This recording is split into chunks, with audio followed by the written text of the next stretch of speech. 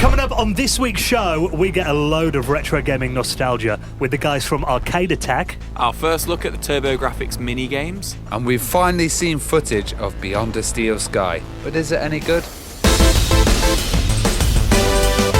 This week's show is brought to you by The Economist, the smart guide to the forces changing your world. And Beer 52, the world's most popular craft beer discovery club.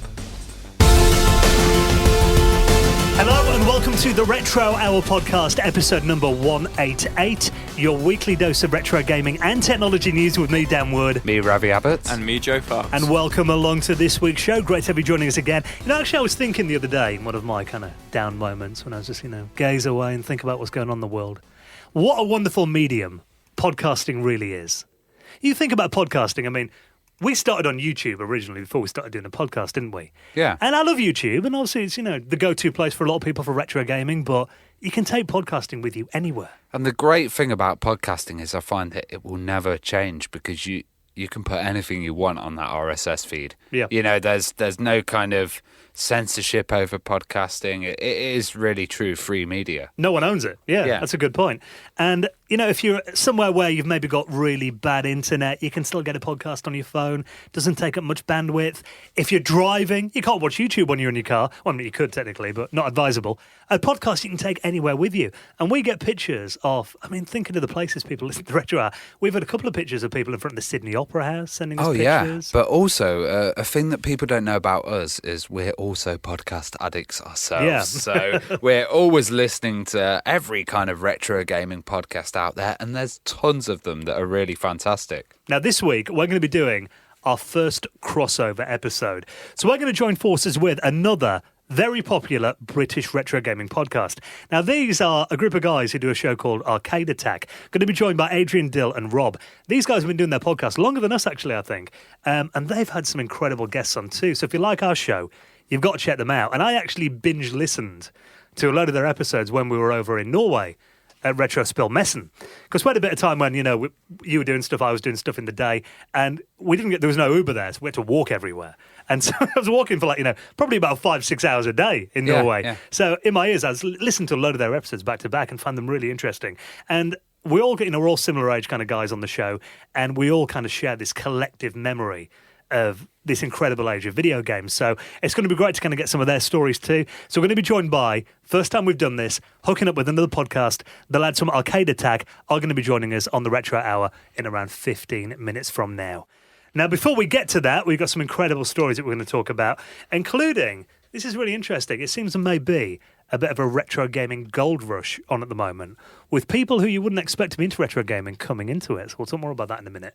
Now, before we do, let's give a huge thank you to a big supporter of the Retro Hour podcast. And these are our very good friends at The Economist. Now, The Economist helps you get prepared for what is happening in the world around you. And they sift through all that noise that's out there. I mean, we look at it right now, how much false information and stuff that you read about on social media that's just not true. It's more important than ever that you get the real facts about things that are important. And The Economist has been around for 170 years. And they cover so much in there as well. The economy, finance, world politics, business. Technology is obviously more important in the world now than it's ever been. And they cover video games too.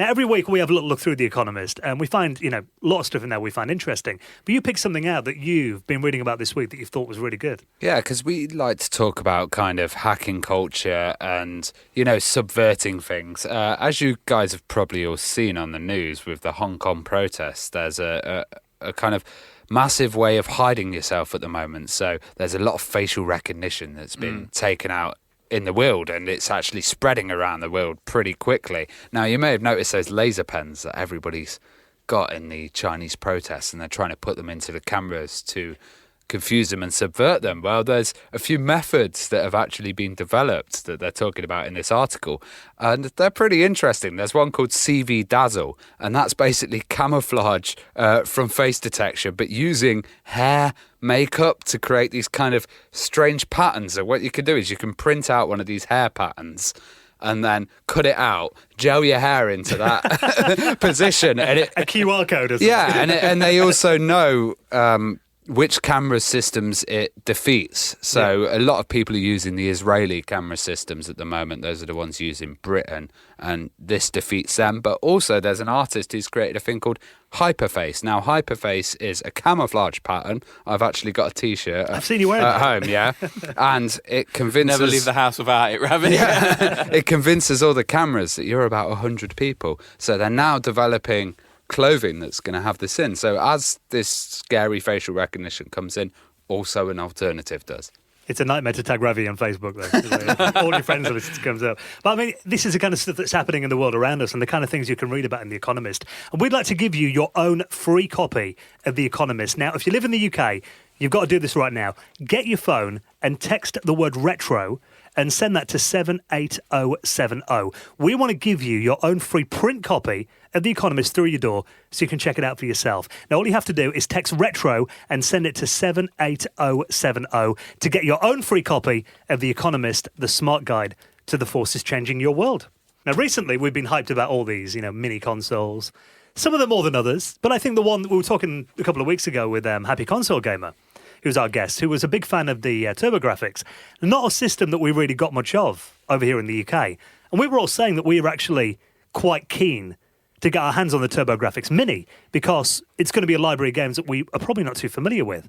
But now we finally know what's going to be on there. Yeah, yet another Gamescom announcement, this one is. And this is the TurboGrafx 16 Mini. And they've kind of talked about quite a few titles that are coming. So there's going to be 50 titles coming out for this machine, right. But also the price, which is going to be around £100. Not bad. Yeah, there's a few people that were saying that this is too expensive, but I think maybe it's going to hit that bracket of, you have to think the people that are going to buy this PC Engine, and they're going to be the real hardcore gamers, and kind of maybe they want that high-end quality experience with it. That's if it does come out in a nice quality and it doesn't feel tacky and plastic. You make a good point there, because I think something like the PlayStation, for example, because that was such a mainstream platform, and you can get them at a car boot sale for like 15 quid. But the TurboGrafx, it feels something a lot more premium. Yeah, I mean, I'm just looking at it, and I'm not too clued up about the TurboGrafx. All I knew was the TurboGrafx Mini in America, the PC Engine in Japan. Yeah. Now, I've been doing my research on this. It's actually going to be called the PC Engine Core Graphics Mini in the UK. Okay. So, which is quite interesting. I don't even know. I'm hoping somebody messaged me about this, and I need to do my research. But I'm assuming that's what it was called when it kind of came out. Yeah, we've had a few messages because we talked about it last week. Like, did it ever actually come out in the UK? Yeah, and I'm not too sure. Yeah, some people said it didn't actually. It was only on grey import, or it was a limited quantity. So I've never seen them. So we've got the Core Graphics Mini coming to the UK, France, Italy, and it will also be available in Japan. But yeah, I am concerned. It's coming out at £100, the same as the PlayStation Mini, PlayStation Classic. What's the build quality going to be looking like? What's the system going to be looking like? But I'm hoping really hoping they've learned from the Sony's mistakes. And, it is good and people are curious about it. Because I'm curious about it. Solely because I don't know a lot about it. Well, I'm looking through the games list that they've announced. Now, we have got the full lineup here as well. 26 for the PC Engine, 24 for the TurboGrafx 16, and, these are exclusives to each one. In total, 50 games they've announced here. So some of them, actually, I do know. We've got stuff on there like R-Type, for example, Space Harrier. Splatterhouse. Also, Parasol Stars, which I don't know if you guys remember that game. Oh, love that game. Yeah. Yeah, Parasol Stars was wicked. Was that the follow-up to Bubble Bobble, Rainbow Islands? Yeah, it was connected to the Rainbow Islands world, wasn't it, as well, yeah. And Bonk's Revenge. Yeah, and Bomberman 93. I mean, Bomberman there is actually 94. Yeah, there is actually quite a bit on here that I do recognise that were obviously cross-platform games that came out on other machines as well. But even them, I'm interested to play them to see what they're like on this, superior hardware to what I had at home at the time. I think what might be a bit of a system seller for some, it's a system seller for me, is Dracula X is coming to it, which is actually Castlevania 5. And I think this is the original version of it because there was like a dumbed down, butchered version for the Super Nintendo. So if this is the right version, which I think it is, I think that could be a bit of a system seller for some people as well, because it is for me, because I love Castlevania, so...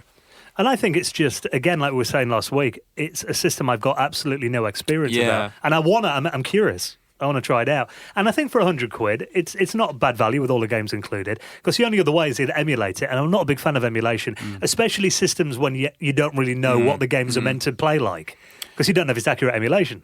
Yeah, that's true. That's a good point, actually. You're like, is this the original music? Because obviously music can be quite a difficult thing to emulate sometimes. So yeah, that's a very interesting point. Well, there was a guy actually, I mean, just kind of talking on that, I was watching on YouTube the other day. I did the search for a couple of games that I used to play in my Commodore Plus 4 back in the day. And the guy put a game up that was one of my favourites, but the colour palette was completely back to front. It was like negative. Oh, okay. And the whole video was commentating about how awful the graphics are and the colours. And all the comments are like, oh my God, who picked that colour palette? Someone who's colourblind. But again, it's because he didn't play the original. He didn't know it wasn't meant to look like that. And I listened to a comment, the few screenshots saying, you might have to check it out here and check your emulation settings. Yeah. So I think that is, that's a big point. That's interesting. You want to get it spot on. Yeah. Now, they're saying it's going to be out on March the 19th, 2020, which it's September next week. It'll be here before we know it, I'm sure. I think I don't really buy the mini consoles, but I think I will this one. I think I'm definitely going to pick this one up. I'm just looking through the game list as well, and we've got Snatcher on there as well. Yeah. So this is actually an affordable way of playing Snatcher without emulating it. So are you guys going to buy it? We're always nice to, it's nice to get your feedback. If you're on Twitter, actually, why don't you drop us a little tweet at Retro Hour UK? Will you be buying the TurboGrafx 16 Mini? Me? Yeah, well, I've bought no minis. No, I'm not interested in them. Always want I'll be buying it. I like biggies. Release a full size and Yeah. Now, actually, it's not just the mini consoles that everyone's going crazy for in the world of retro gaming. I was reading this on Kotaku, a really interesting article, talking about people that are collectors of different genres and now coming into retro gaming. I find this whole thing completely vile. I think these guys need to go back to collecting comics and get the hell out of retro gaming because they're price driving. I've just read this thing in this article. Danielle Smith spent Danielle. She spent $500,000 on rare games. That's disgusting. And only in the last 9 months. Go away. I mean, if you delve into the article, I guess it's kind of saving grace that makes me feel a little bit better is they're only dealing in sealed games. Yeah. So they're not dealing in, just cartridges and open battered boxes and stuff like that. She's only after sealed games, but it does feel like they are driving prices up, which I know Ravi absolutely hates. Yeah. Because even this article is going on about how expensive some games are, and you're just like, even just doing that drives the price of. But what they're also doing is they're creating a market where they're getting these people that are valuing the games that are putting grading on it, like a baseball card, like a thing, and that's also driving it up. And then people are thinking, I've got to get this game, I've got to get it graded now, and it's just completely ridiculous. I think there's better things to spend money on than buying games for kind of, investment purposes rather than actually enjoying them. I feel for a comic book collector who's got $500,000 or whatever it is, spare cash just to kind of go into that market and just start buying it just for the sake of trying to make more money out of it. I hope they're all fakes. It just feels a little bit soulless. Do you know what I mean? Yeah. I mean, she's saying she's actually sold off a lot of her comic collection to buy games. And I mean, people's interests do change over time. I get that. Fair. And there are people, I mean, I'd never spend that. I mean, I couldn't spend that kind of money on these games. It just feels like unfair. Like, if someone's been collecting games for like 10 years and they've got every single one and they've gone round and they've found them, and then some rich dude just comes and buys a whole collection. It's just like, it's grating, you know what I mean? I do get that. Some people who maybe just come along and have suddenly got like every NES game and they bought it all in 5 months. And it's like there are people out there that have been trying to get that for 35 years. Yeah. That's the way of the world, isn't it? Life ain't fair, I guess. So, it does kind of prove that, retro gaming is just reaching, far and beyond what we ever expected. Crazy even like levels, 5 years ago. So it's nuts. I'll link that up in our show notes if you want to read more about that at theretrohour.com. Now, where it all started, of course, was the arcades. And there's always something about an arcade cabinet. I mean, I've always had these dreams of, like, maybe on a week off, getting some nice wood, getting some tools, making my own cabinet, painting it up. I probably couldn't ever do that because I've got no skills to do it. Or finding an old battered arcade machine and restoring it. I've always wanted an arcade machine in my house. Unfortunately, selling that dream to the missus hasn't been all that successful for me so far. I think I might be able to sell the dream of this next article to my wife. Go on, have a go. So arcade one-up games cabinets are coming to the UK, which I think is really, really, really interesting. And I think the selling point for some people is, like you just said, it's the issue of having the space. But these are they're 3/4 scale, so they're about 4 foot tall, and you build them yourself. So they can kind of, snug just in a corner, and I'm sure you can convince your missus, Dan, that there's space in the spare room for one. The spare room's getting pretty crowded out. But they do look pretty cool. They're going to be coming out. There's a couple of them announced for the UK, but we haven't got a date yet. They're going to be coming out for £250 each. It's not bad. Which isn't bad. And they're not just one game. They do look like, it's just that one game. But there's a Pac-Man one coming out, which has got Pac-Man and Pac-Man Plus on it. Gallagher cabinet as well, which is going to have Gallagher and Galaxian on it. And then the most interesting one for me is the Marvel Superheroes one, which is going to have Marvel Superheroes, X-Men Children of the Atom, and the Punisher on there.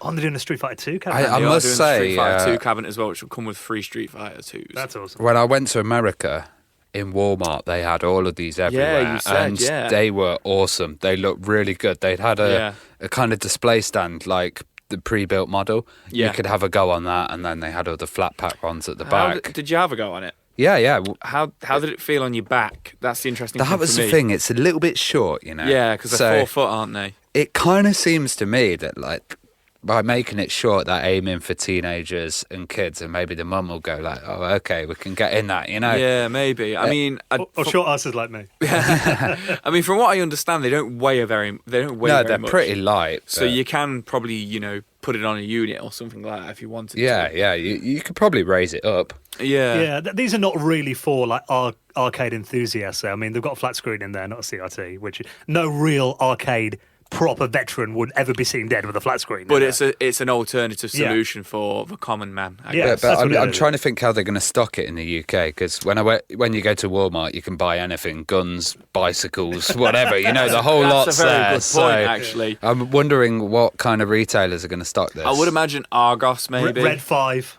Argos, online, Amazon. Maybe Asda will probably have a few. Maybe Game might have a few in there, or, Yeah, it's interesting. I do think it's very cool, and I think it is it's always a dream of gamers of like our generation who we've always wanted an arcade at home, and there is still a lot of that, I think, out there, isn't there?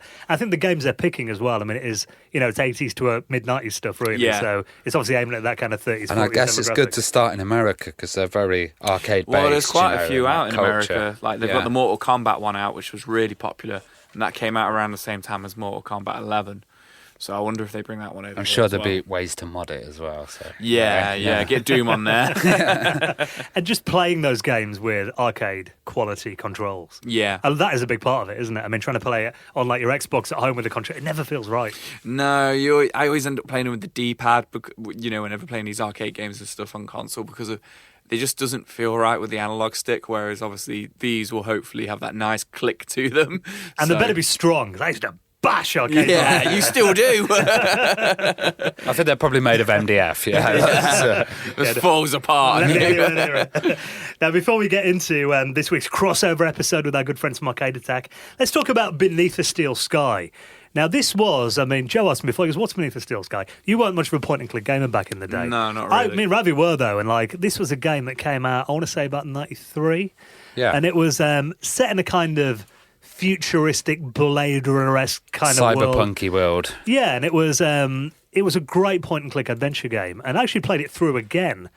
Maybe not last summer, year before. The talkie version I played through. It was made by Revolution, wasn't it? Yeah. It was, yeah. And that was a great game. And I remember getting that as a cover disc on Amiga format originally. And what a great atmosphere that game had. And then we heard last year they're going to be doing not a reboot, but a sequel all these years later. Yeah, and this is with the original Revolution guys, so Charles Cecile.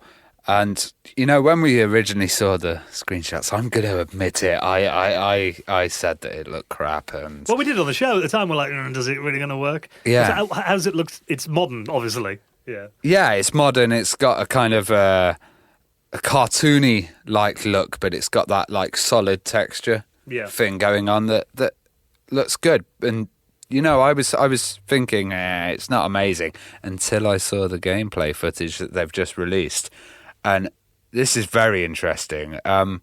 There's lots of elements in the game that I didn't think they'd have before. So whatever you do in the game affects the world around it and changes the characters. So it's one of these kind of decision-based games now. Yeah, so what you do affects the outcome of the game. Yeah, but it's also in a sandbox, but there's a narrative that's built into the sandbox. So I don't know if you go to certain parts, different things change, you talk to different people, which is a really cool idea for a RPG, actually. Yeah, it does give like a proper...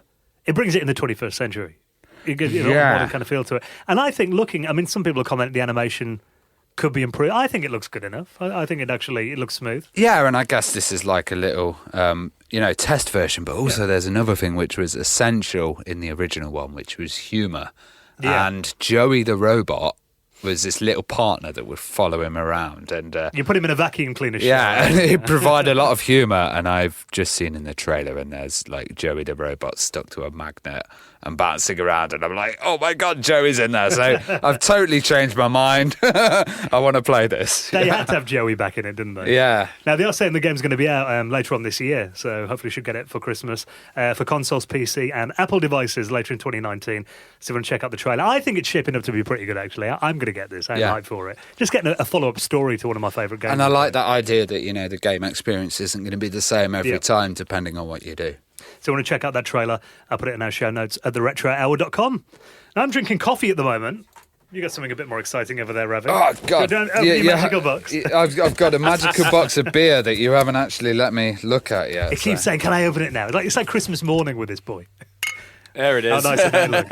Now, the reason that we've got beer on our desk is because this week's show is brought to you by some very good friends of ours. Our friends at Beer 52 are back. How much do we love Beer 52? Oh, yeah. We've always said there is nothing better, no greater match in the world than beer and video games.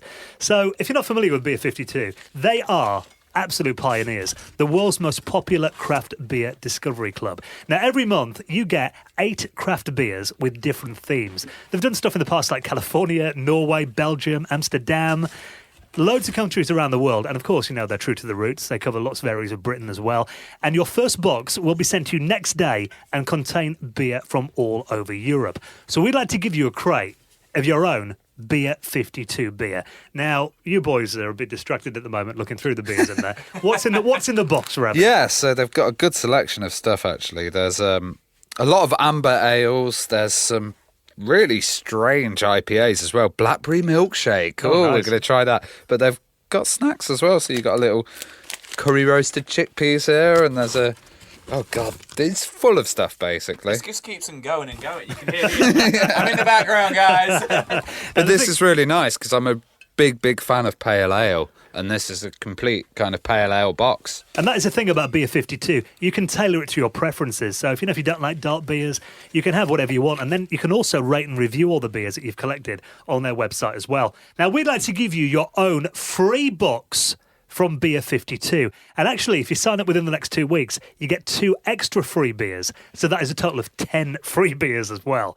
So all you have to do, if you'd like it, and this will be sent next day, you can be enjoying it start of next week. It'll contain beer from all over Europe. And the good thing about Beer 52 is they don't hold you to ransom. You can leave absolutely any time you want. So if you'd like to get a box of beer, a snack, and a copy of their really interesting Ferment magazine. You don't realise how interesting beer is until you have a look through that. Really good.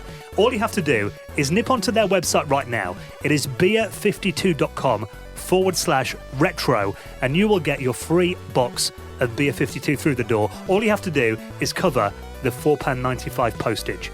So check that out right now. You'll be really helping out the show, of course, as well, at beer52.com/retro, and do it in the next 2 weeks and get an extra 2 unmissable beers for free. Right then, let's talk retro gaming memories with our good friends at Arcade Attack. You're listening to the Retro Hour podcast, and it is our pleasure to do our first ever crossover episode with another podcast. Can't believe it's taken us, 3.5 years to get to doing this, and this is actually one of our favourite British retro gaming podcasts. Now, it is our pleasure to welcome to the show Adrian, Dill and Rob from the wonderful Arcade Attack podcast. Welcome to the Retro Hour, guys. Wow, Oh, thank you. That's the first time we've ever been called wonderful. Cheers, Dan. Well, I mean, No, it's, we are massive fans ourselves, so it's a huge honour. So thank you so much Yeah, for cheers, getting guys. us on today. no problem at pleasure to all. be here. Well, I mean, one thing we always kind of like to do on our show is kind of set up your kind of backgrounds and kind of find out where gaming started for you guys. I mean, starting with you, Adrian, what was kind of your earliest gaming memory then? What kind of got you into it all? Oh, it's got to be the Spectrum for me. My uncle, who I talk about quite a lot on the podcast on Arcade Attack, he's huge into games and computers, and he had a Spectrum first. And my mum got one a few months later, and I must have been like 5 or 6. And it really, really impressed me. I remember spending hours, me and my brothers, also like programming and stuff, and really got into it. But probably the biggest memory of growing up for me for gaming is probably the Amiga, actually. So again, my uncle got it first. And a few months later, I managed to persuade my parents to get me the Amiga 600, I think the cartoon pack. So that's how I started, and it's gone on from there, really. So they're my two favourites of earliest memories, definitely. Yeah, that was me as well. Christmas '91, getting the cartoon classics. I remember brilliant. that. Yeah, I think I played on that Bart versus the Space Mutants game. Like, I wouldn't come for Christmas dinner. I was just mesmerised by it. No, because I remember you mentioned in recent of your pods that you love, or you did enjoy Captain Planet, Yes. and I'm the same actually. Didn't have good reviews, but there's something about it I just can't hate that game actually. That game was rubbish, guys. Come on. We'll about- defend it down, won't we? Yeah, I think me and you are the only people in the world who like that game. Yeah, I was playing something cool like Walker. Could have been Widget the World Warrior, the game. Ooh. What's that? It's like the worst environmental themed cartoon show there's ever been. We need more environmental themed computer games. Yeah, there's not many out there, is there? No, people need to design these better than Captain Planet. Was there a Toxic Avenger game? Oh God, there was. That was horrendous as well. Yeah, those Global Gladiators, of course. Don't forget. Well, you just like squirt goo at everyone. Yeah. Like, okay, that's not quite environmental, but Well, I'll not go with it. everyone, just mud monsters. Oh yeah, damn those mud monsters. Damn them. Well, what about the rest of you guys then in terms of early gaming memories? What did it start for you, Dill? So only, I suppose, our crossover listeners would have heard this story about 5 times, but back in the late 80s, one of my cousins had this Pong machine for the telly. It took her about half an hour to get the thing moving, but I just thought it looked phenomenal. I was like, video games are it. And that was the year, well, it must have been sort of mid-1990, late 1990, they had those Sega adverts running all the time on the telly. I think alternately the Master System ones, the Mega Drive ones. So I dragged my dad down to Woolworths Christmas 1990, and I said, I've got to have one of these. And they were both on the shelf, but I didn't really know what a Mega Drive was. So the Mega Drive was there and the Master System was there, and I was like, ooh, with a Master System you get 2 control pads and a light phaser. And I'm like, oh man, you got to go for that, Dad. Let's get that instead. So I got that and Ghostbusters, and then I didn't realize until about 2-3 months later that the Hang On and Safari Hunt were actually built into the power base. So then I had 2 more games and the Snail Maze game, and then that just got me into it. Really, I was just hooked up. I was like, oh my god, this is amazing. So every Christmas, every birthday, I just nag my parents and my family for video games. And Well, at only least he ever got those built in as well. I think a friend of mine, Dougie, he had Alex Kidd. That was the only game he had for about 6 the months. Alex, yes, and the Master System 2 was Yeah. great as well. Wasn't it? He had the Sonic one, he had the Alex Kidd one, but yeah, they were later. I was a Mark 1 Master System guy, so And what about you, Rob? Where did it begin for you? DOS PC for me, I think. Oh, cool. Like, oh yeah, well, it has to be a PC game. Isn't it? well, if you can call these games. I mean, they're like, it was kind of 4 colors, so you'd either be in the computer lab at school learning like how to use a computer for the first time, and they had like 4-color Tetris there. And we kind of got a home computer around the same time. So we actually, I think the first game I remember playing on that was like a text-based game, like a text-based kind of horror game. Oh, I love those. I love those so bad. It's a bit like Choose Your Own Adventure book in the sense that almost everything you did would kill you. So it's like you see an apple and you kind of go, eat apple, and it says you bite into the apple and bite right through a razor blade and die. Oh, it's like turn left or right. Oh, I'll just turn left. You died. They were brutal, some of those games, weren't they? They were. Well, how did you guys end up meeting then? Oh wow, we've known each other for like 25.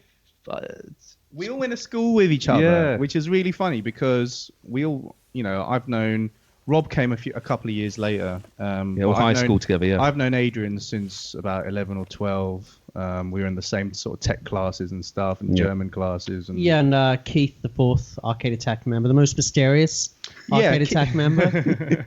Keith is like my best friend. So, we met at 11, we're in the same form group and everything. And we've just found later in life that we have this joint hobby or, passion. Yeah.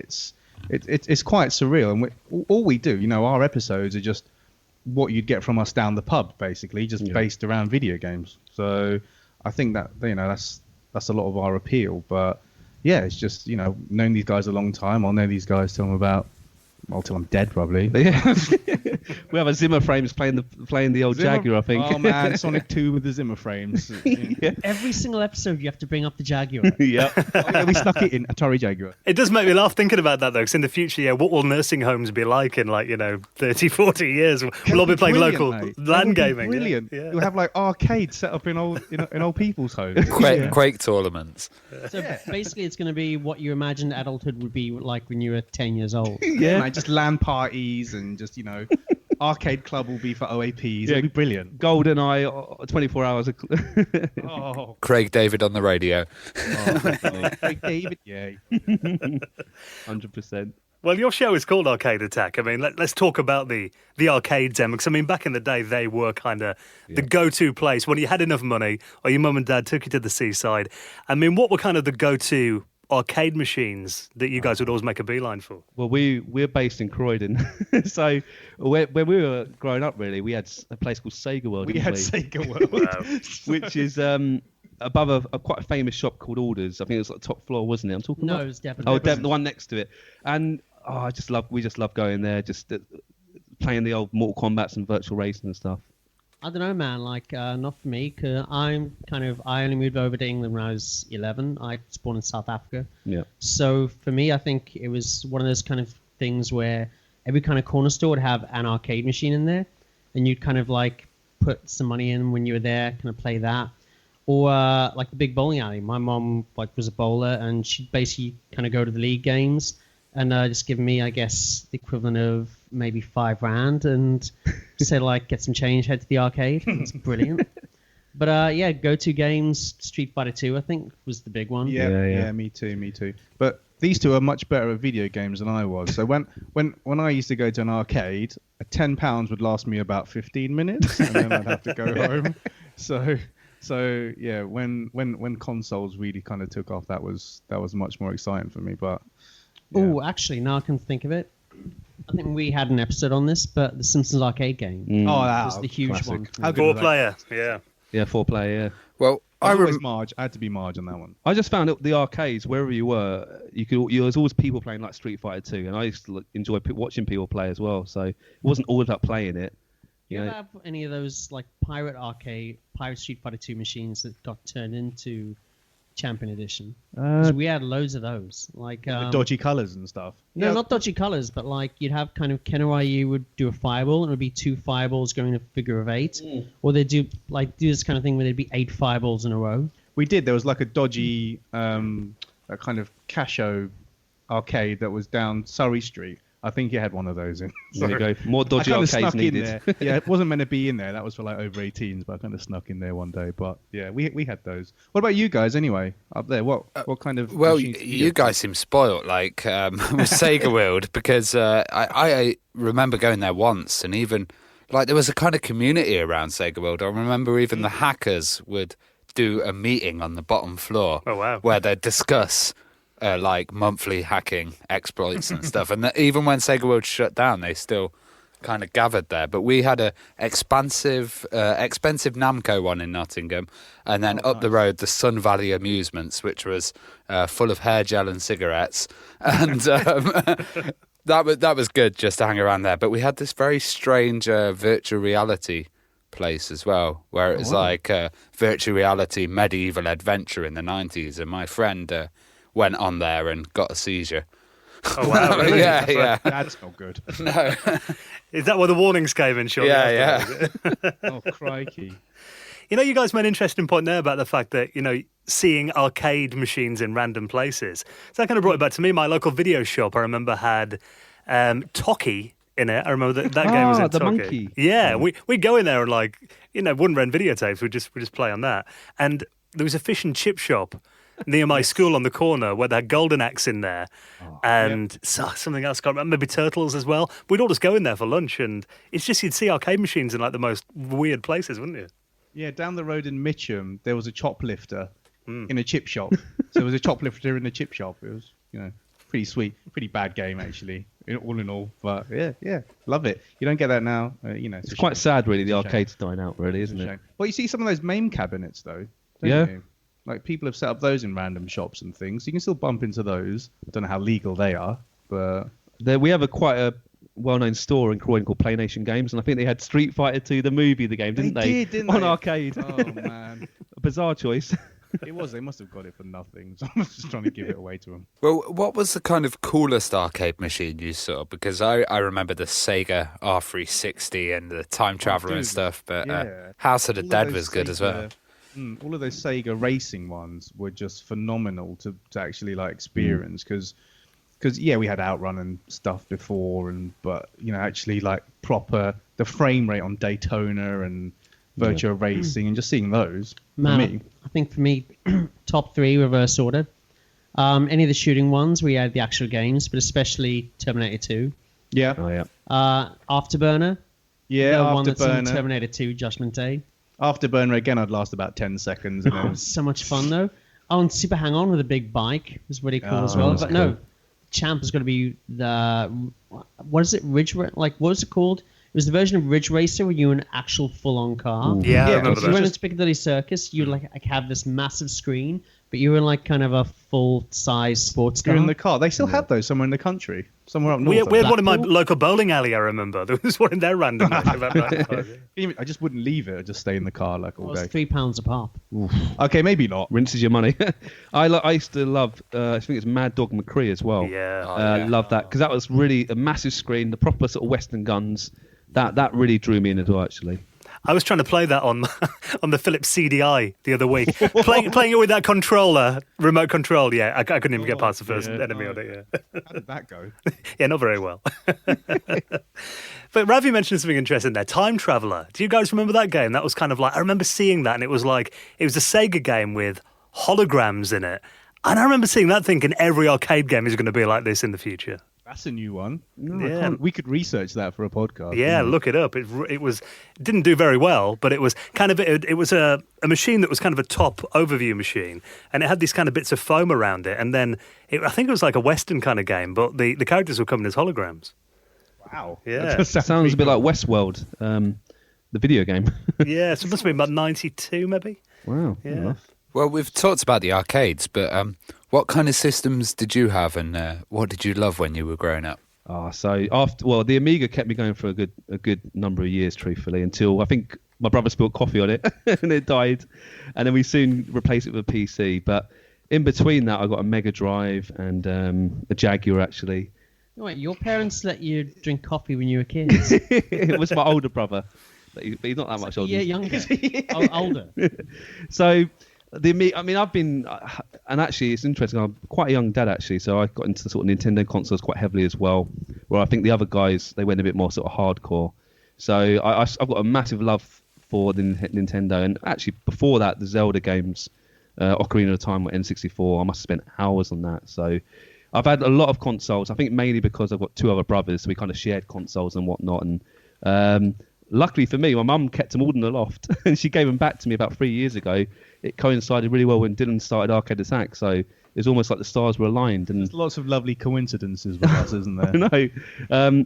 But I would call myself like a PC gamer as well. So the other guys, I don't want to put words in their mouth, are very sort of Sega heavier. Well, I think all 4 of us had Mega Drives. when we Yep. were a kid. Yeah. I had a Famicom, the Japanese NES, and then kind of moved on to N64. And you're a Master System, though, right, Dill? Oh, dude, I was all about the Master System. That thing's, I survived a good few years with that. And then, like Adrian, I got an Amiga. And then the Amiga lasted me about 3-4 years, I think. And then I got a Mega Drive during that time. Then it went PlayStation. So the late 90s was all about PlayStation.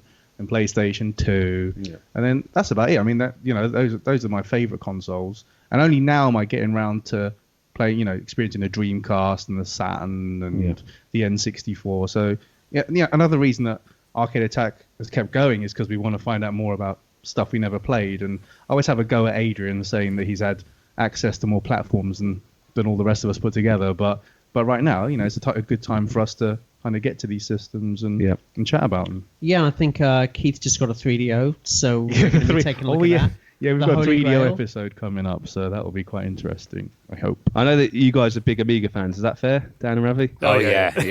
Ravi is. Yeah. I kept with it till 2002, 2003. That's all you use now, isn't it, an Amiga? No. I love the Amiga.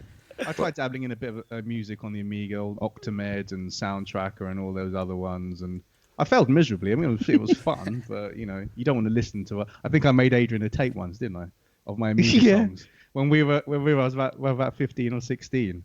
Oh dear, with my dulcet tones in between the. I played it to tracks. my girlfriend at the time, and it was a bit off-putting. Were you being a DJ then, were you? They were doing something else. At what point did you play that? None of your beeswax. This is some good mood music. Soundtrack of Lotus 2 in the background or something. Oh yeah, what a great soundtrack. Well, what games did you kind of used to sink most time into as kids? Like, I used to play Syndicate a lot, and I'd just walk around the city persuading loads of people to join a huge army and then take on the police. Mate, you're gonna love this. We've literally just recorded a Syndicate episode. Oh, awesome. We were waxing lyrical about that the other day because I put a fair bit. I almost completed that game. Almost. Most of my time, actually, it's funny because we say about retro gaming and platformers and that and that. Most of my time, if you put it all together, has gone into football management games because they just suck the life out of you in a good way, obviously. But Football Manager, Championship Manager, Player Manager, Premier Manager. I think I've had all of them. So that's probably the most time. But I like a good RPG. I like my Final Fantasies. Yeah. But platformers are great just to pick up. You always pick up a bit of Sonic. I pick up beat 'em up, Streets of Rage, Fighter games, Street Fighter 2. Those are my kind of go-to stuff. Yeah, I mean, for me, really, I never really got into Zelda games before when they came out on the NES and the SNES, really. It was when I got my N64, there's big adverts saying Zelda Ocarina of Time is going to be the best game ever. I begged my mum for it for Christmas. I didn't get it. I begged my mum for my birthday a few weeks later. Still didn't get it. My brother came down on the day and said, "Look, I've got you a birthday present. The most generous gift ever from my brother." And it was Ocarina of Time. And oh man, I did every single side mission, all the heart pieces. I think I almost got kicked off college. The amount of time I put into it. I skipped a few days. I shouldn't really be saying that, I think. But so definitely after that Zelda, I was hooked, and I think I've played every single Zelda game since, actually. So they're the games. That's the franchise that resonates with me the most. Probably before that, the Monkey Islands. Absolutely adore point-and-click adventures. They'll be my favourites. And like Dylan said, I put stupid amounts of time into like Championship Manager, which is you don't really get much out of it looking back, but there you go. You talk about ruining college, though. I think that the game that ruined college for me was Half-Life. I think you let me Half-Life, and then that was it. I just didn't see the outside world for weeks. You literally halved the scores of your grades. It was such an atmospheric game, Half-Life, though, wasn't it? I hadn't seen anything like that. I'd only just got a PC, and Adrian just lent me all of these PC games, and I thought, okay, well, there's SimCity in there. Yeah, that's cool. Okay, I had the Sega. You had Sega Rally and the PC conversions of that. But Half-Life was it just sucks you in. It just completely sucks you in, that game. I love it. Yeah, I think it kind of depends what point you're on in life, like how you kind of play those games. Mm-hmm. I remember I think when I was 11, 12, when I got a new game, I would just obsessively play it until I finished it. Oh god, yeah. And I think we were talking before about Earthworm Jim. You were saying you found it pretty hard. I was like, I nailed that in a week. I just did not stop playing. That's it. It so puts me off Earthworm Jim. Yeah. But the game I probably spent the most time on overall, Mario Kart 64, because you go there and you put it on and you just listen to music for about 2 or 3 hours while you played, and if you kind of do that consecutively on and on and on, that kind of racks up, which is great now because we've got an arcade game bar down the road from where I live, and they actually have 4-player Mario Kart 64 on like a big screen. That's the 4 quarters, isn't it? It's 4 quarters in Peckham. Peckham, yeah. So we're occasionally down there. So if any listeners are frequenters of said bar, you probably bump into us at some point. Well, I think you're an occasional one. Like Me and I'm occasional. I mean, well, for me, it's pretty much the bar that's open past closing time. There you go. So, yeah, I'm in there frequently. Go back to Mario Kart 64 though, Rob. Is it better than Diddy Kong Racing? Oh dear. We've had me and Rob actually almost came to fisticuffs about these two games, which is the better one. I think one of our listeners tweeted, said, "Oh, I like Adrian, I like Rob. It's a shame they don't like each other much." I'm like, we have known each other for like 25 years. You can be brutally honest with each other after all that time, can't you? Oh, exactly. Yeah. No. We can be brutally honest with each other. I think that's another reason that this is going on so long, is that we can just kind of, we know everything about each other, which is which is strange and good at the same time. But yeah, we can just take the mick out of each other. You know, kind of talking about then, that, you know, the amount of time that used to sink into games, that kind of made me quite nostalgic. You know, thinking when school summer holidays started, and you thought I've got nothing to do now for 6 weeks, but sit down and play video games all summer long. You do kind of miss having that time to dedicate to them, don't you? I don't know. I think I prefer drinking. Well, you can combine the two these days. Well, do you know what, Dan? I feel a bit bad because I'm actually a teacher, so I've got the summer holidays off. You can actually do that. Yeah, I've got kids and whatnot, so it's not quite as much free time, truthfully. But yeah, I've got a few spare days now, truthfully. And I'm a full-time dad in a minute, so I can kind of do the same. Oh, it's just me then, yeah. But no, you're right. I think, again, a lot of the nostalgia, and a lot of people, why people really like retro gaming is they remember those days where they were, self-locked away playing video games or holidays. And I used to love that, you know. It was, again, football management games, basically. But yeah, it was a great time. And it's a shame that now we're all working. Eventually, when I go back to work, I'll be a working person again. But, yeah. How about you, Dan and Ravi? What games have you put the most time into? For me, it was point and clicks as well, I think. You mentioned Monkey Island there.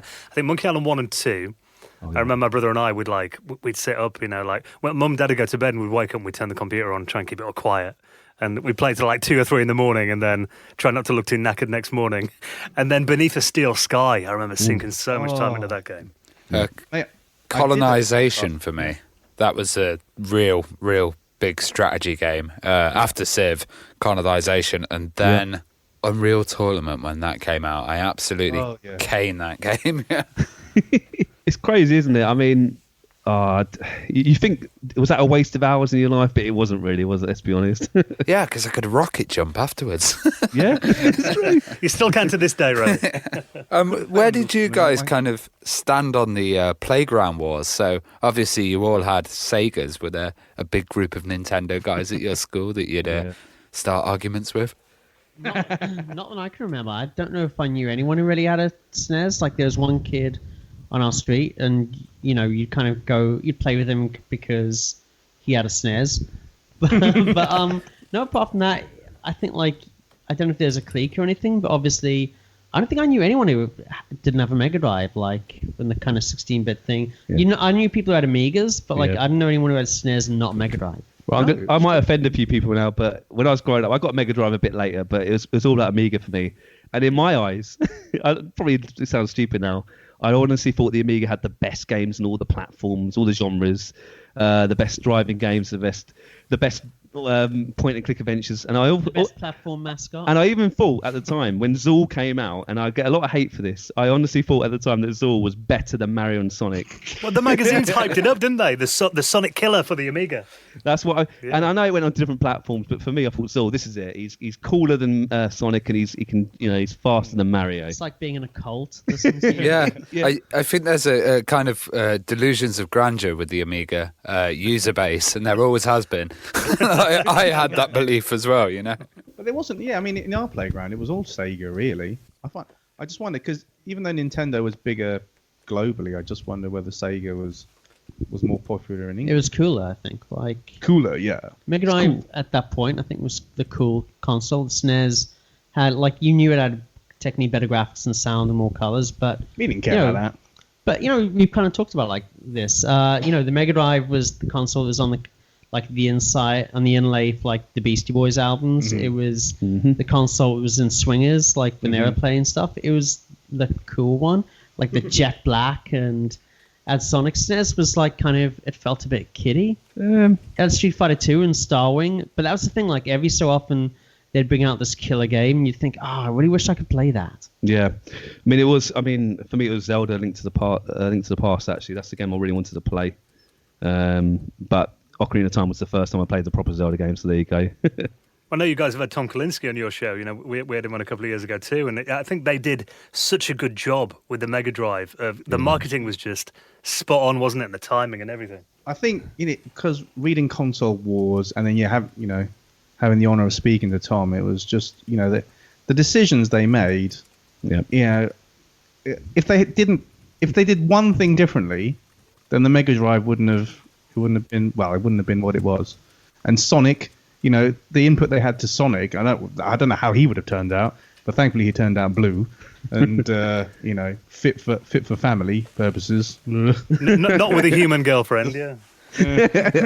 Yeah. So it was real honor having having a chance to speak to him. But yeah, the Sega and the console Wars. It's just a real shame that Sega isn't around in a console making atmosphere anymore. But I think like it's kind of what's interesting about looking back. Like, I mean, we kind of talk about nostalgia and what we used to be into, but I think a large part of looking at these games in retrospect is kind of seeing what else was around there, not just like kind of the other games it was competing against the other systems, but what else was happening culturally. Like, I know like we're coming up to Mortal Monday, so we're going to be doing a Mortal Kombat show, but like you kind of look at all those like characters everything was based on, and it's all kind of links back to old films, and I think it's interesting to kind of see what else is going on in terms of like society and politics, if you want to go that far, or just kind of like what the people who are actually making the games and playing the games were watching on TV and movies, what they're listening to in music. Like, it all fits together. Yeah. I watched a great YouTube video the other day. It was all the samples in Golden Axe where they've come from, and it was like, which movies and stuff, and it's really weird seeing them in a movie. They really did rip off a lot of stuff, didn't they, video game developers back in them days, but... I'm sure that I think Commando's been used in a few games, isn't the clips? Oh, yeah. Oh, Operation Wolf. I think so, yeah. Operation Wolf. It's brilliant, actually. Oh, which magazines did you guys read back in the day? Because, in that pre-internet era, that was where we got all our information and demo discs and everything. Yeah, like when I think was heavily into kind of like gaming and like especially Sega stuff, used to I think buy 2 or 3 a month. But for me, I think we're gonna have to do like an extra episode of this at some point. But for me, kind of Mean Machine, Sega, and Games Master were like the top, and I think Nintendo Magazine System was really good as well. Like, I used to read that occasionally, even though didn't really have like an actual Nintendo machine. But it was funny because the lower down you went in quality, the better free gifts you get on the front of like the magazine. Easy. Yeah, easy. Rob always has a go at me because I was an avid Sega Power reader, and which he thinks is kind of bottom of the pile. But it's not bottom of the pile. It's near bottom of the pile. Oh, but I loved it, and I remember one of the issues came with a cassette tape with some Kathy Dennis songs on it, and also she would read you out hints and tips from certain Mega Drive games that I didn't have, but I didn't care because it was Kathy Dennis on my tape. They must have really made the most of that studio time with her then to get it. They really did. They maxed it. Pretty sure they also had an issue where they had like a free book, and the book was Sonic the Hedgehog, the novelization. No, they had a Desert Strike one. I've got the Desert Strike one somewhere. Was it like super kind of, I don't want to say right, it was super like pro-America propaganda. Limited skirmish in the Middle East. Well, I like the Amiga magazines personally because I had those as well. I think it was Amiga Power, wasn't it? Amiga Power, CU Amiga. Because they all had I felt quite smug really because you couldn't get a free cartridge on a Mega Drive or a Sega one. So I got the free demos, sometimes full games actually. I think towards the end of the Amiga life, they gave out some free games in the front of the magazine. So there was a lot of PD stuff, wasn't there? Yeah, definitely. Public domain stuff in there. Was Amiga Power magazine that Kieran Gillen was on? Don't look at me. I don't know.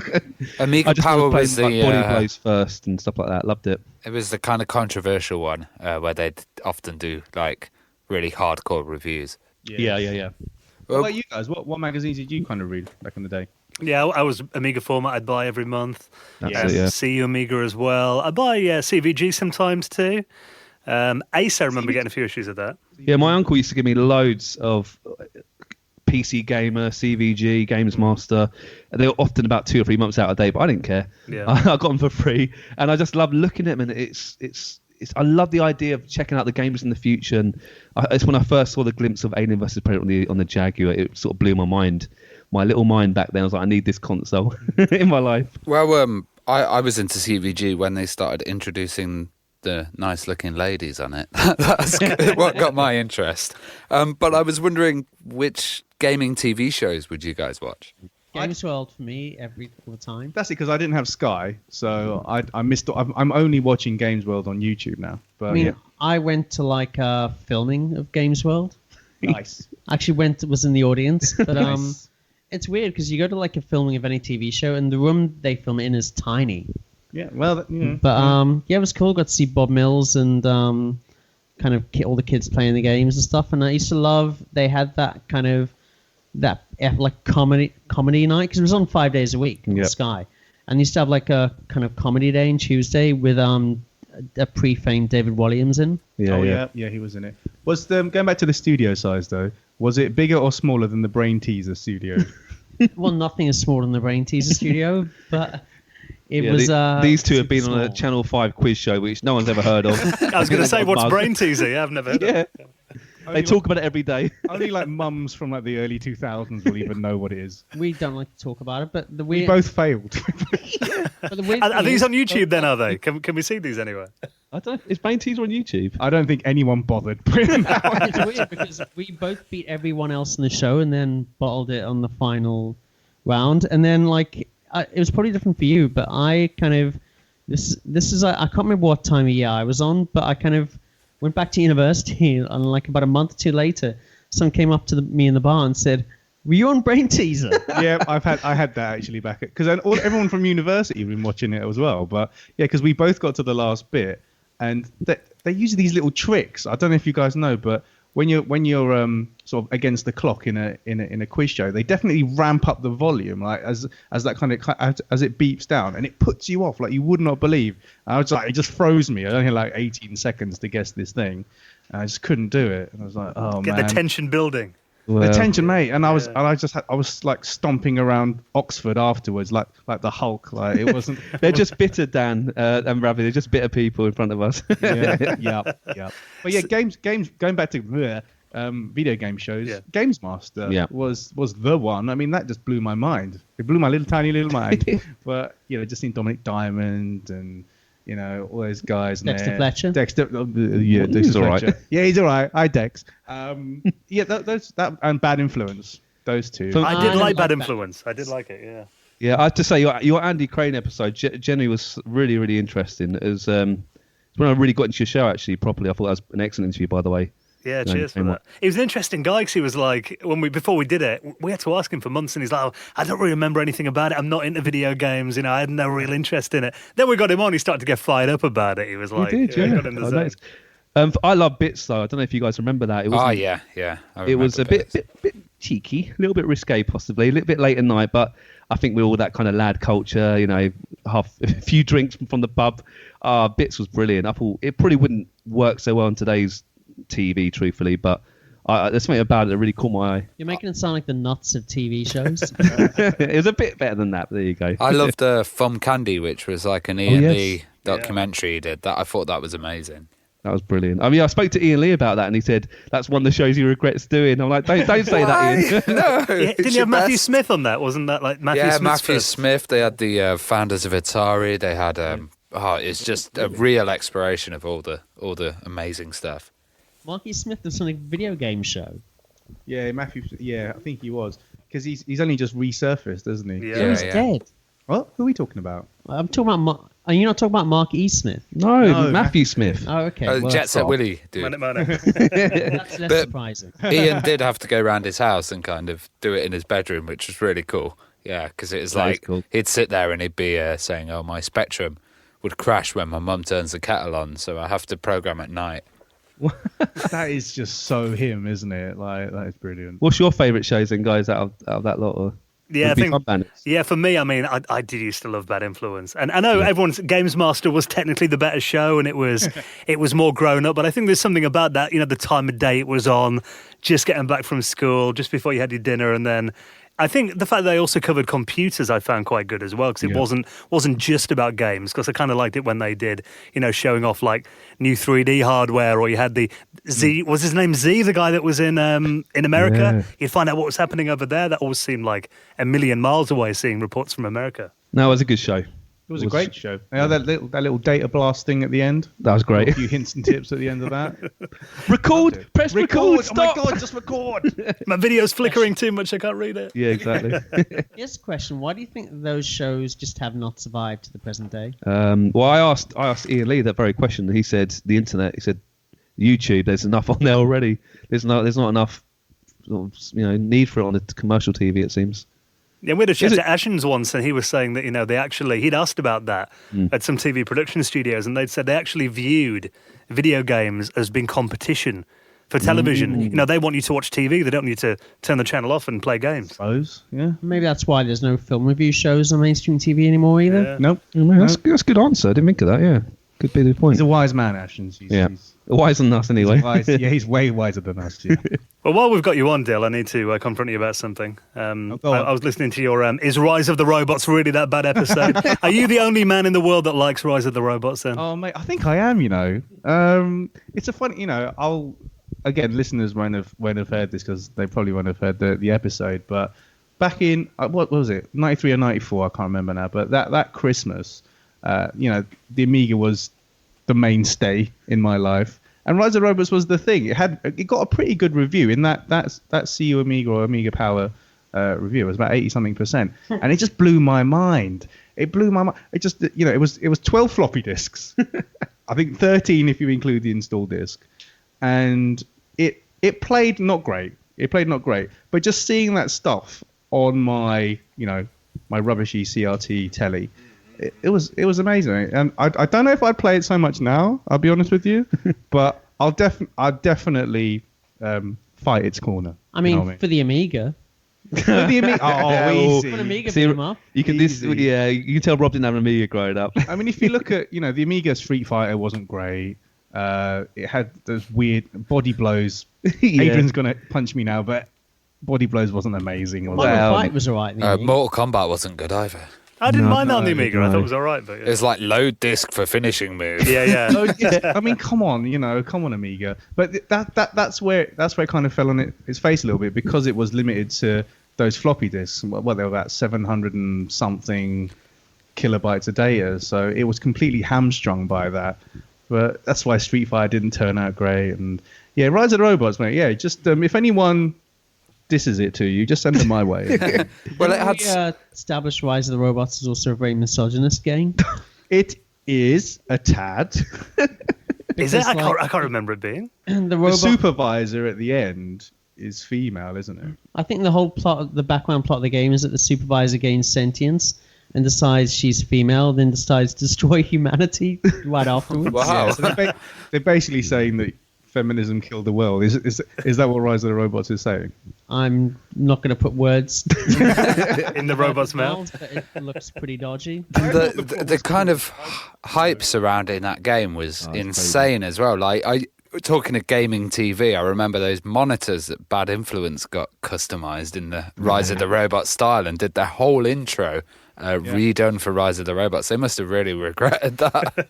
They did after they started playing it and realized that one of you had to be cyborg and you couldn't jump over the other guy. Yeah. This is where it all kind of fell on its face a little bit. But what I find really surprising about that is when you kind of say, like, oh, I looked amazing. It was like, because I remember seeing footage of that and just thinking, this does not look like a good game at all. It's Think like of the two colours, moves. though. I mean, it was on the A12. I had the A1200 AGA version. Yeah. So the colours were phenomenal, and just the drawing and everything, the animation of it. The Amiga hadn't done anything. I was playing like stuff like Operation Stealth before that, and stuff like I love Flashback, right? But Flashback graphically compared to Rise of the Robots, just the aesthetic of it. Come on. I'm with you there because I got it as well that same Christmas. I had the Amiga 600 version, and I do remember the intro, I think the intro was probably like 10 of the 13 discs that it came on, probably. But I do remember putting that in and being like, wow. Until the game started and it was just an average beat 'em up. But that intro was impressive. The intro was amazing. We see the little spaceship going in and like Cyborg running through the complex and stuff. And don't forget, Dill's Brian May's biggest fans. That's always a bonus. Brian May's biggest fan, even though the best tunes in it aren't the ones that he made, but we'll skip past that. So, why did you guys start the podcast then? Keith. Yeah. It's his fault. And he's not even here to defend himself. He's not even here to defend himself. But So you can make up whatever lies you want about him. yes. Keith, Well, no. I think the blog was picking up speed, and it seemed to get a bit of traction. People seemed to like our writing and stuff and interviews. And Keith just thought, what he said one day, why don't you just do a podcast and talk about this stuff and meet up and have a few beers? And do you know what? It's an excuse to meet up with friends, have a couple of cheeky beers, and just have a little bit of a laugh. Really, we're not experts. I think we use Wikipedia a bit too much, don't we? We do use Wikipedia an awful lot, but we just Keith will admit that prior to that, we didn't see him anywhere near as regularly. Yeah. We used to meet up. We've been friends for so long. We used to meet up maybe all together, maybe every 2-3 months or something. But now it's like every month, regardless of what we're doing, we'll meet up and do this. So it's good for that, and we've just grown into it. We're not natural speakers. We just like chatting about gaming and us hanging out. It used to be the three of you, and then I think it started when I lived in Australia, and I kind of listened to a couple of episodes and just thought, man, I should horn in on this. Rob was like, let me in, and we were like, oh, Rob, we have to change the intro now, but yeah, okay. yeah. Just like Scooby and Scrappy Doo all over again. It was, Scrappy. Well, that's what I kind of that's- love about doing this one is the fact that, I see Joe and Dan every single week, and it's a good reason to actually get together. But I was wondering, what are your favourite episodes? Oh, that's a good question. I'll tell you what, talking to Tommy Tallarico, not an episode with the other guys, truthfully. sorry, Dylan, Rob. Ones that don't include us. Yeah. But Tommy Tallarico was great, and I don't know if you guys have spoken to him, but he's well worth getting on the show. Oh yeah, we're trying, but I think he's in television busy at the moment. All right, but he was awesome, so open, and just some of these stories are absolutely incredible. So I love that episode. Also, I always talk about the Jaguar, so if there's any excuse to talk about Jaguar games, it annoys certain people in this room a little bit, but that's what I like my Jaguar episodes a little bit as well.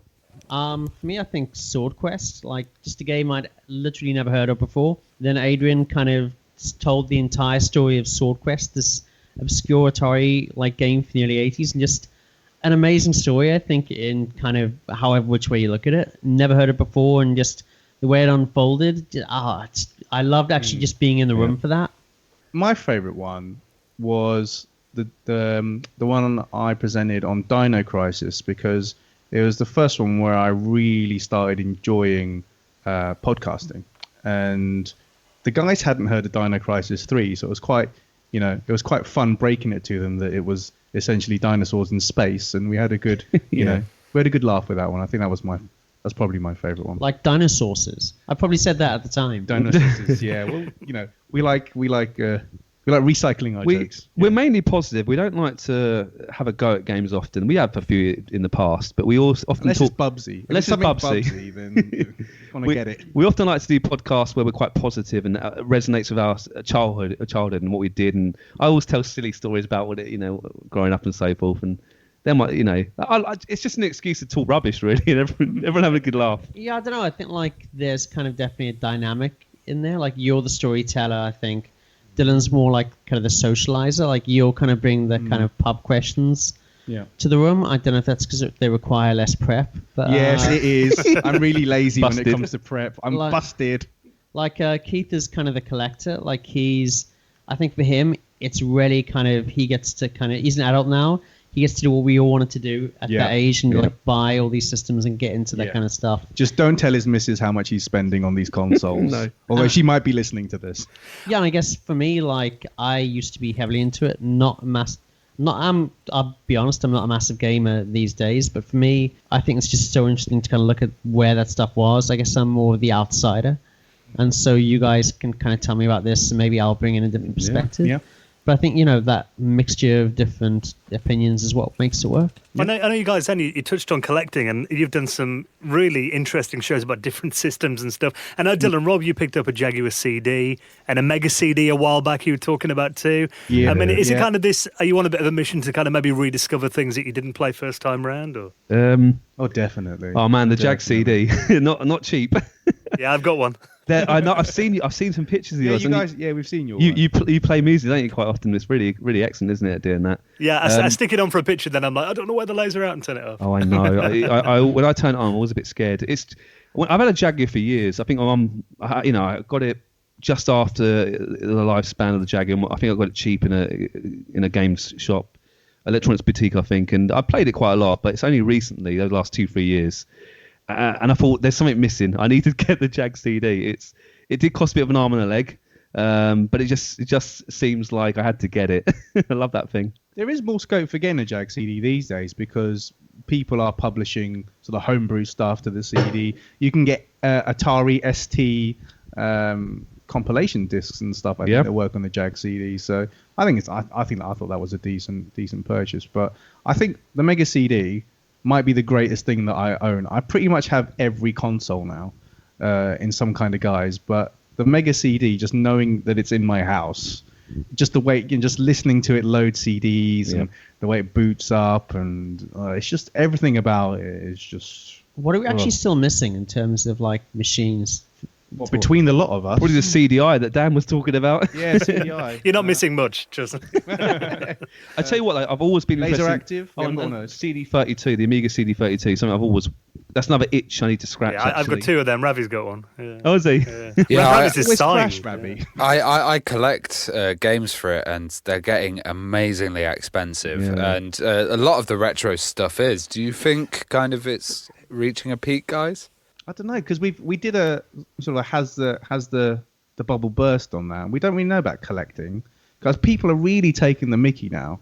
Even high street retailers who shall not be named are way overpricing stuff, and people will get sick of it at some point. Oh, I don't know if I can agree with that. Like, as someone who used to work... with the price hikes? Yeah, as someone who used to work in a second-hand record store, I think once something kind of attains that collector's kind of cachet, it doesn't go down because you're not going to get any more of them. They're not going to be you're not going to get new vintage machines. I think like once they reach a certain point, they become actual investments, and that people start speculating, and at that point you have people coming in who maybe aren't buying because they love it, they're buying because they are investments. It's a weird kind of loop at the moment because I can see people listing stuff on eBay at very high prices. One of the items will then sell, and then the retailers will look at it and go, oh, we need to put £10 on top of that. And it just keeps driving the whole price of everything up. Economics would say the bubble would burst eventually, but I think we might see more sort of mini consoles coming out, and I don't think customers are mugs though. I think certain mini consoles have done really well, but the PlayStation Mini wasn't done particularly well, I don't think. So I think video game companies, I'm all up for those kind of retro systems, but they've got to be very careful how they do it. Let's hope the Mega Drive Mini does well, eh? Yeah, I think that was a lesson to Sony probably. I think they thought they could just put any old crap out and people would buy it, yeah. Well, they rushed it, didn't they? I think just in time for Christmas, but... The PlayStation Classic is a funny one because now people are realizing they can hack it, soft mod it, and they can get a full library on there and enjoy it that way. Then it does have a purpose now. And it's a huge price drop as well, isn't it? 20 quid on Amazon. The other day on Amazon, quid, £15 or something. It was like Keith picked up one. I've already got one, but he picked up one for 15 quid. It's a joke really, and with a flash drive, with one of those 8-bit wireless like Bluetooth card things, you can turn it into a decent console. So you have to buy the other stuff to go with it. But yeah, you can do that. But I don't know. I'm not sure I totally agree with what Rob says about the collecting thing. I mean, there's a copy of Snatcher on the Mega CD in in aforementioned high street retailer that's been there for about a year now. It's at about 250 quid. So no one's taken a punt on that, and that is apparently what Snatcher is worth, but no one's bought it. So if that is a measure of anything, do you think retro's kind of peaked then, or do you think we're just kind of riding the wave, or do you think it's going to get bigger? Or I really hope not, because we want to take things up a level. Yeah. So we don't want to, we want to put out more content there. We think, retro. Why can't retro gaming be a 7 day of the week kind of thing? So we're hoping it's not. And Rob made a point in that podcast that we mentioned earlier that something will always be retro. There will always be a market for something that that gives people that feeling of nostalgia. Yeah, I think maybe a thing with kind of gaming is now that it has reached that level of an actual kind of recognized art form. Yeah. I don't know. I think it's only going to get bigger in terms of collectibles. I think the difference between gaming and it's not really a difference, but the thing is, it's like you look at kind of a rare record, like the first edition, say, Sgt. Pepper's. That's it's going to keep going up in price because there's only so many there, but you can always listen to Sgt. Pepper's on CD, on Spotify or whatever. Yep. You're always going to have access to it, and that's something that's, I think, going to come in. It's just the actual kind of hard stuff is going to keep on appreciating in price. Yeah. Well, I think the physical software is being phased out, isn't it? So I've got a Switch console, and the amount of you can buy the games in the eShop if you want, on the Nintendo shop if you want to. So I think the next generation of consoles, there'll be no physical. I might be wrong here, but not much physical software. Well, Stadia, isn't it? Yeah, and all that Stadia. Stuff, so maybe retro, there'll be a line drawn. So in 20 years' time, people might go, "Oh, remember we used to buy cartridges and Switch cartridges." that could, in a way, it almost draws a line in the collecting area. It might actually make it bigger in a weird way. Thing is, though, looking back, you could have probably predicted this to some extent because, look at back in the 90s when we were kind of first getting into gaming. Even then, the whole big Beanie Baby craze. Yeah. Yep. Like that, you could already kind of see toys going for starting to go for big money. Even back then, vintage Happy Meal stuff, those toys are going for a good amount of money. And now, man, those have become hugely collectible. I just don't have the space to collect, guys, to be honest with you. I'm trying to get rid of my optical media, and I just have, a few cartridges. I've, the consoles, but I look at stuff like flash solutions and, that and EverDrives. That's kind of how I want to play stuff these days. I just pre-ordered the Atari Jaguar one today. It was 140 quid, I think. Oh, did you get it? Yeah, I'm in there. and I think as well, retro gaming's a much better investment than Beanie Babies because they've completely hit the floor. I just love seeing it. Dylan says he doesn't really want to collect the games, but when I wake up in the morning drinking my coffee, I just look over and see my Jaguar game collection. It just makes me happy. They'll look at my Jag CD and the endorphins. It's absolutely incredible, actually. I don't even have to play the things.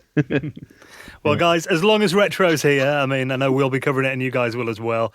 Arcade Attack is your podcast. I'm going to put a link in our show notes. Everyone needs to check you guys out. What's coming up on the show? You got anything exciting in the pipeline? Well, we've got a lot of stuff, haven't we? We've got, Rob mentioned earlier, Mortal Kombat. We've got a Syndicate episode. We are going to talk about 3DO, I think. 3DO, yeah, we've got that. Adrian's just had a chat with Stu Cambridge. Yep. So yeah, we've got there's lots of nice things coming up. Have I missed anything? Electronic Arts stuff. Oh yeah, because I've just had a little rant at Electronic Arts about things fiscal, but we sort of flipped that and we've done a bit of an EA tribute podcast as well, just so that they don't completely ignore us at EGX and stuff. So. Yeah, Adrian was like, we must wipe EA off the earth and eliminate all traces of its seed. Dan, Rabbi, you got to understand, I had a few beers in me. I was talking about how EA destroyed Westwood Studios and Bullfrog. I was a bit grumpy and it just slipped out. I don't really mean it. Was this pre-Command & Conquer announcement of the new one? Oh, I know. I'm looking forward to that, actually, the remakes. I think they could be really good, to be fair. Yeah. Well, guys, your show's at arcadeattack.co.uk. People are going to check the show out. And we've really enjoyed doing this, our first crossover episode. It's been fun. We should definitely do this again, guys. Oh, 100%. Well, we're going to have you guys on our show if you're up great. for it. Absolutely. That's excellent. Down the line. Yeah, brilliant. No, it's been a great laugh. Thank you so much. Really enjoyed it, Dan. And Rabbi, thank you. Thanks so much for having us. Listeners, it's really up to you if you really want to check us out. Don't sound too desperate. I don't know if we've done ourselves any favours, but yeah, come our way, and I'll leave Rob to say our final word. Why me? That's the final word. Yeah. Why me? Well, guys, keep up the good work with the show. It's been amazing talking to you and reminiscing with you. Thanks for coming on. Cheers, guys. Thank you so much. All the best. Cheers.